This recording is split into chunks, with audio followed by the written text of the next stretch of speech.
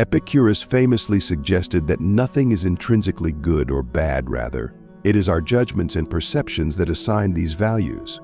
Stoicism, a philosophical approach to life, offers practical insights into discerning whom to trust and respect amid our numerous daily interactions and relationships.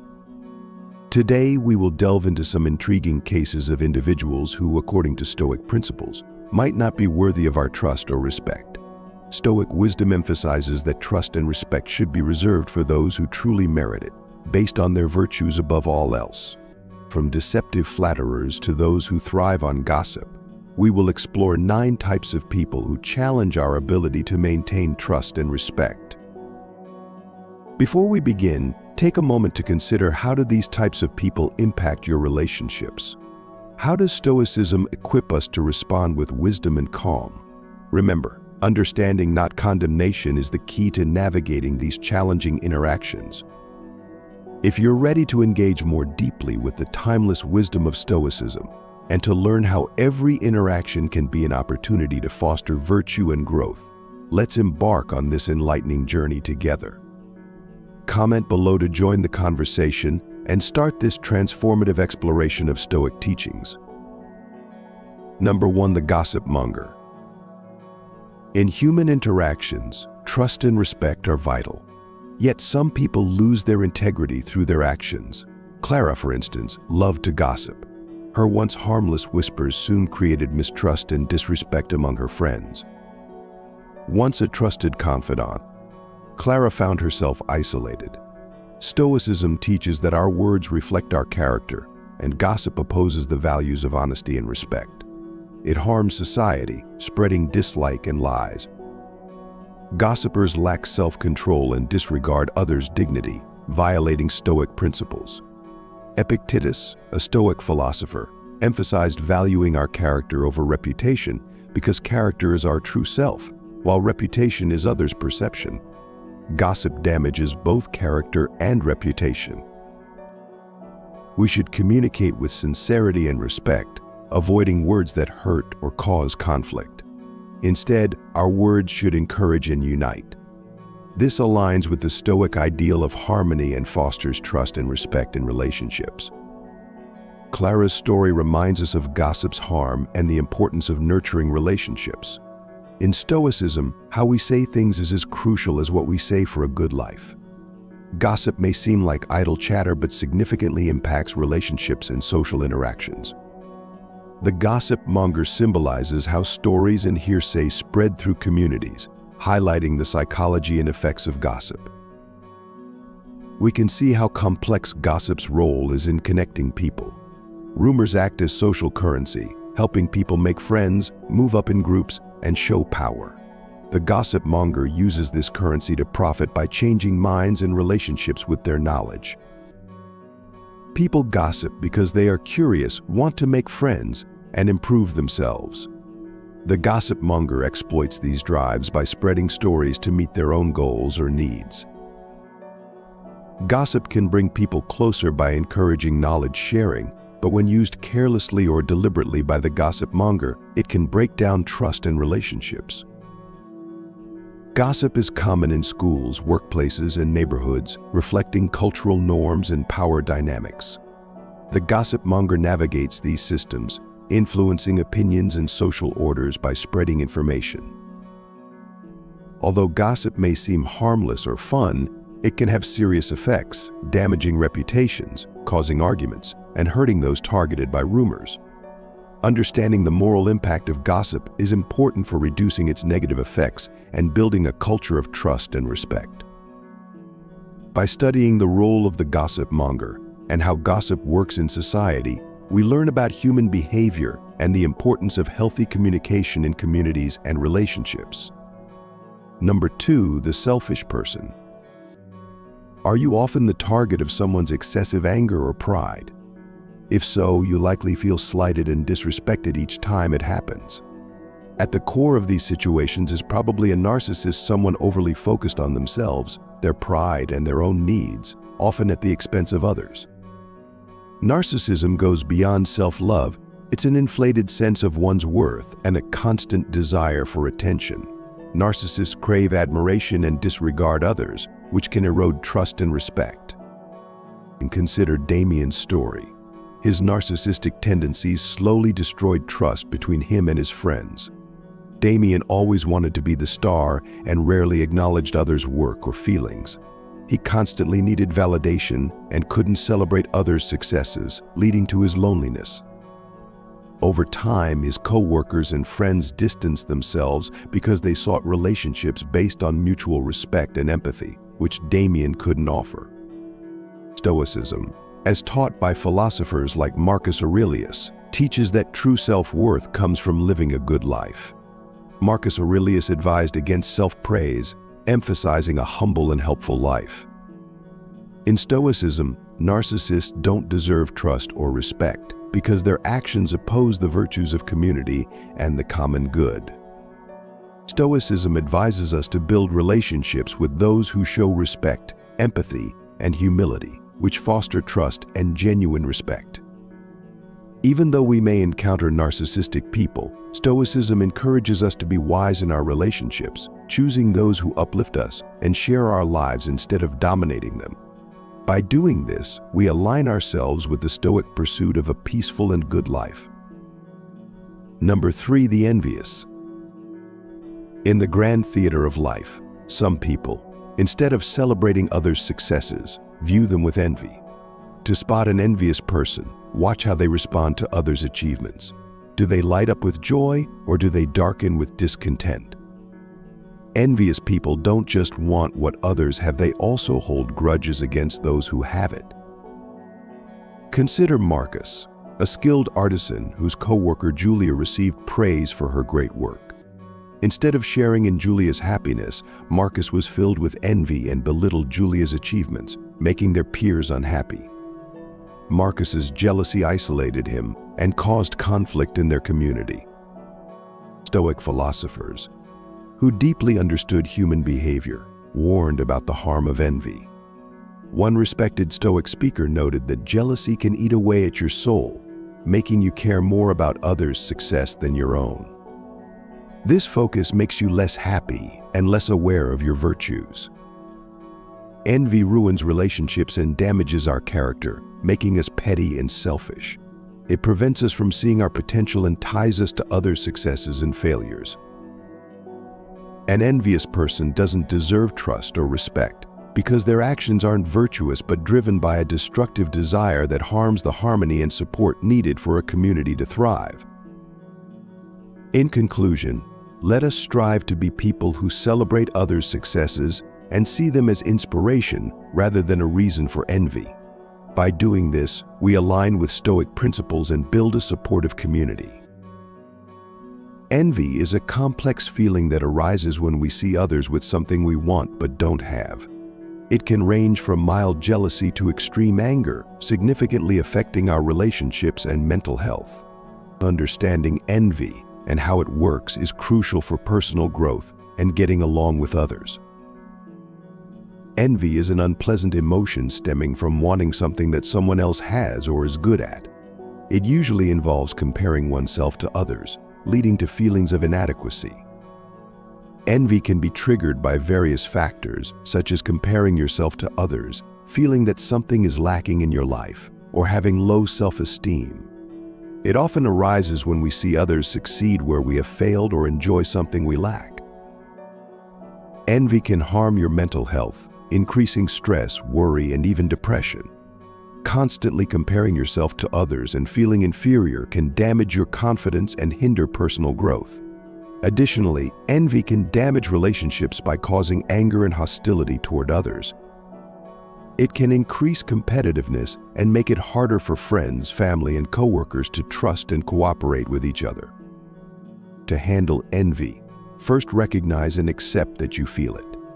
You can reduce envy by being grateful for what you have, focusing on your own goals and successes, and showing empathy for others. Building self-confidence and a positive self-view are also key to overcoming envy and improving relationships.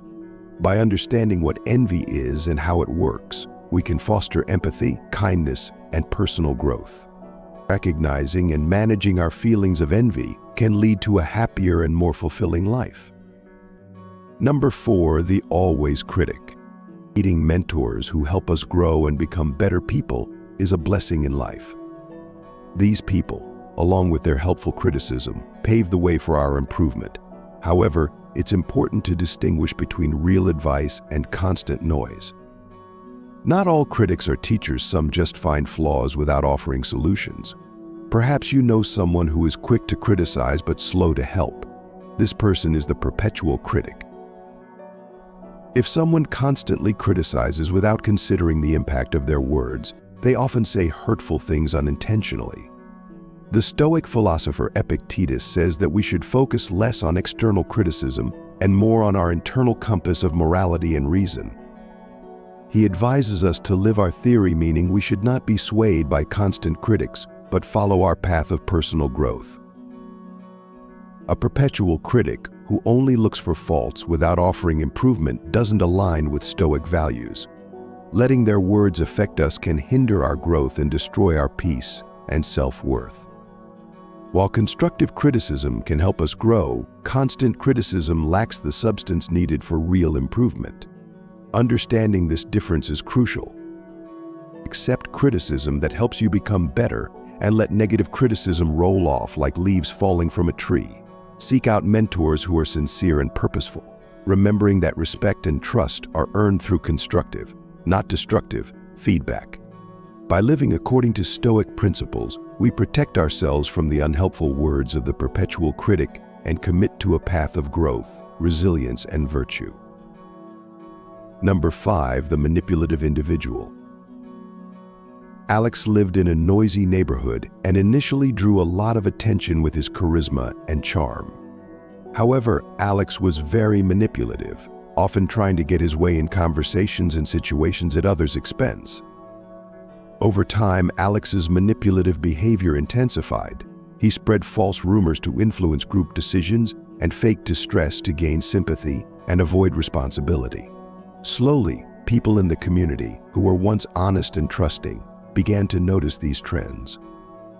Alex's actions rarely matched his words, and situations always seemed to benefit him. As trust faded, Alex lost friends and respect. Invitations dwindled, conversations became shallow, and his social impact diminished. In the end, Alex found himself alone, a stark contrast to the busy social life he once had. Alex's story illustrates a common issue in human interactions, distinguishing between words that persuade and those that manipulate. This distinction is crucial because while persuasion aims to enlighten and foster understanding, manipulation seeks to deceive for personal gain, offering no true value and eroding the trust and respect essential for genuine relationships. Manipulative behavior fundamentally opposes Stoic principles, which value virtue, honesty, and integrity above all. Stoicism teaches that our actions and words should align with these core virtues, fostering trust and respect in our relationships. When manipulation enters the equation, it erodes these foundations, leading to a loss of trust and respect. Guided by Stoicism, we can recognize and guard against manipulative individuals by cultivating discernment, a Stoic virtue that allows us to see beyond surface appearances and assess the true intentions behind words and actions. We must ask ourselves whether these words or actions serve a mutual good or are designed to benefit one party at the expense of another. Alex's isolation was caused by his manipulation, not by community harshness, serving as a poignant reminder that our actions and choices define us. In the pursuit of virtue, there is no room for deceit or manipulation. Understanding the strategies and motivations of manipulative people is crucial in every social group. Whether in personal interactions, the workplace, or society as a whole, we can keep ourselves and others safe from manipulative behavior if we can spot it. Manipulative individuals often hide their true goals behind aggression, charm, or flattery. At first glance, they may seem nice and friendly, but their actions are self-serving. To avoid being manipulated, learn to read body language and notice patterns in their behavior. Manipulators use various techniques such as lying, guilt-tripping, gaslighting, and playing on emotions. They exploit their target's flaws and weaknesses to control situations or gain an advantage. Recognizing these strategies helps us stay independent and resist their influence. Manipulation stems from a complex mix of needs, including the desire for power, control, approval, or money. Some people act manipulatively due to deep insecurity or past pain. Understanding their true intentions helps us relate to them while protecting ourselves from harm. Manipulation can have severe effects, including ruined relationships, low self-esteem, and mental harm. Manipulative people often leave chaos and confusion in their wake, damaging trust and breaking social bonds. Recognizing the harmful impact of manipulation is the first step in stopping it. We can develop effective defenses against manipulation by being aware and proactive, setting boundaries, becoming more assertive, and enhancing our critical thinking skills are essential. Protecting ourselves also involves surrounding ourselves with supportive and trustworthy people. By learning about manipulation and its effects, we can work to create a better and more stable society. Understanding the world better is the best way to protect ourselves and foster healthier interactions. Number 6, the flatterer. When people engage with each other, honesty is key to building trust and respect. However, there is a character known as the flatterer whose insincerity undermines this foundation. Thomas was known for flattering people excessively. His words were sweet but lacked sincerity. Over time, his friends began to doubt the authenticity of his praise, leading to a loss of trust and respect. His relationships, once deep, became shallow because he preferred flattery over truth. People who flatter others excessively are often met with skepticism and wariness. Stoicism teaches that honest relationships are based on respect and sincerity. Flattery, especially when over the top and unearned, is a form of deception. It is used not to encourage but to manipulate, not to show genuine appreciation but to curry favor. This behavior contradicts Stoic values, which emphasize the importance of honesty and respect. Seneca, a Stoic philosopher, warned of the dangers of flattery, noting that it exploits our weaknesses. Flatterers act out of a desire to achieve their own goals, showing a lack of self-control and disregard for the Stoic virtue of authenticity. Therefore, we should be wary of those who use flattery for self-interest and strive to build relationships based on honesty and sincerity. We should also resist the urge to flatter, knowing that real respect and admiration come from being genuine. Flattery has been a part of human interaction across various cultures for a long time. With its sweet words and gestures, this subtle form of manipulation often seems harmless but conceals ulterior motives. Understanding how flattery works helps us navigate relationships, avoid deception, and distinguish between genuine praise and sneaky influence. Number 6, the flatterer. Flattery often creates the illusion of affection, mimicking genuine love or respect. However, it stems from a desire to gain favor, power, or an advantage, making it a form of selfish manipulation. A skilled flatterer exploits others' weaknesses and fears, making their targets feel indebted by boosting their egos and stroking their fragile self-images. Flattery feeds the narcissistic ego, making individuals believe they are superior. The flatterer ensnares the ego with clever compliments and praise, perpetuating a cycle of dependence and manipulation. Though charming on the surface, flatterers weave a web of lies, driven by ulterior motives and hidden agendas. Their actions are meticulously planned to achieve personal goals, whether it's gaining power, acquiring something, or boosting their own self-esteem. Given that people often conceal their true intentions behind flattery, developing awareness and skepticism is crucial. Questioning motives, distinguishing between genuine praise and calculated manipulation, and trusting your instincts can help you remain clear-headed and strong. The tale of the flatterer highlights the dual nature of human relationships, where the lines between honesty and deceit, love and abuse, are often blurred. By understanding the mechanics of flattery and its many layers, you can protect yourself from its deceptive allure and build authentic relationships based on trust and mutual respect. Number 7, who was hurt? In the grand story of our lives, some people always play the victim. These individuals often cloak themselves in misfortune, not as a real cry for help, but to gain sympathy and avoid responsibility. They navigate life not as authors of their fate, but as perpetual victims of circumstance, often exploiting others' sympathy. Take Emily's case as an example. Initially, her friends felt sorry for her, but they gradually recognized a pattern in her behavior. They realized that her constant victimhood was a choice, not a circumstance, and it led to a loss of trust and respect. Emily's refusal to face life's challenges independently and responsibly eroded the foundation of her relationships. Epictetus, a Stoic philosopher, said, "It's not what happens to you that matters, but how you react to it." This highlights the importance of strength and control in difficult times, emphasizing that while we may not control external events, we can control our reactions. A person who perpetuates victimhood and exploits others' kindness is not being honest with themselves, failing to embody virtues like courage, wisdom, and justice. This behavior hinders personal growth and undermines the trust and respect essential for healthy, reciprocal relationships. Empathy and support are crucial in our society, but they should not be misused by those unwilling to take responsibility for their actions.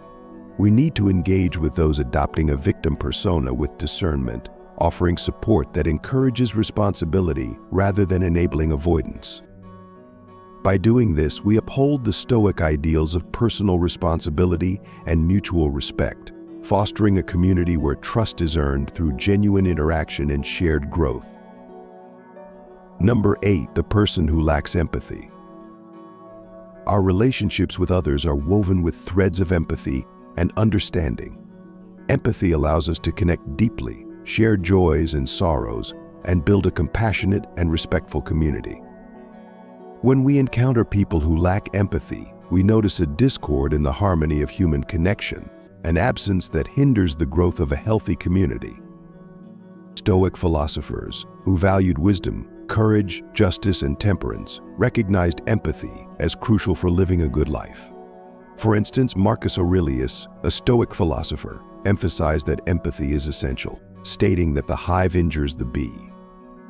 This profound statement highlights our interconnectedness and the importance of empathy in ensuring the well-being of our collective human hive. An individual lacking empathy sees the world through a narrow lens, focused solely on their needs and experiences, oblivious to others' emotional landscapes. Such a person, detached from the joys and struggles of their fellow beings, fails to contribute to the fabric of a supportive and understanding community. Their absence of empathy not only isolates them but also diminishes the collective capacity for compassion and shared human experience. Thus, it becomes clear that those who lack empathy, who cannot step outside themselves to understand and share in the feelings of others, do not merit our trust or respect. Trust is built on understanding, and respect is cultivated through shared values and mutual regard, qualities fundamentally absent in those devoid of empathy. In conclusion, let us embrace the Stoic call to cultivate empathy, to extend our understanding and compassion beyond ourselves, and to contribute to a community where trust, respect, and virtue flourish. By doing so, we not only honor Stoic principles, but also nurture a world where every individual is seen, heard, and valued, creating a tapestry of human experience rich with understanding and mutual respect. Empathy, or the ability to understand and share another person's feelings, is essential for getting along with others and making friends. However, not everyone possesses this trait to the same degree. Some people struggle to understand how others feel, making relationships and conversations challenging. Understanding those who lack empathy is important for developing healthier relationships. People who lack empathy often have trouble recognizing or understanding how others feel. They might find it difficult to interpret facial expressions, body language, or vocal cues, making them appear indifferent or uncaring. This lack of emotional awareness can complicate interactions, leading to misunderstandings and frustration. Empathy is crucial for forming and maintaining relationships. Without it, individuals might struggle to connect emotionally with others. Both the person lacking empathy and those around them may feel isolated or lonely due to this disconnect. Empathy also plays a vital role in effective communication, allowing people to see things from another's perspective and respond appropriately. Those without empathy may find it challenging to communicate in a way that resonates, often seeming cold, uninterested, or even rude, which can cause tension or conflict. It's important to distinguish between cognitive empathy and effective empathy. Cognitive empathy involves understanding another person's perspective, while effective empathy involves sharing their emotional experience. Both forms are essential for meaningful connections, but those lacking empathy may be deficient in one or both areas.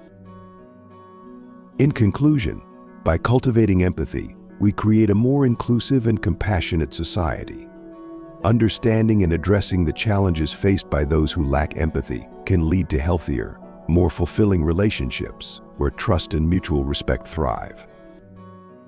Cognitive empathy means intellectually understanding another person's point of view, while effective empathy means sharing and experiencing another person's emotions.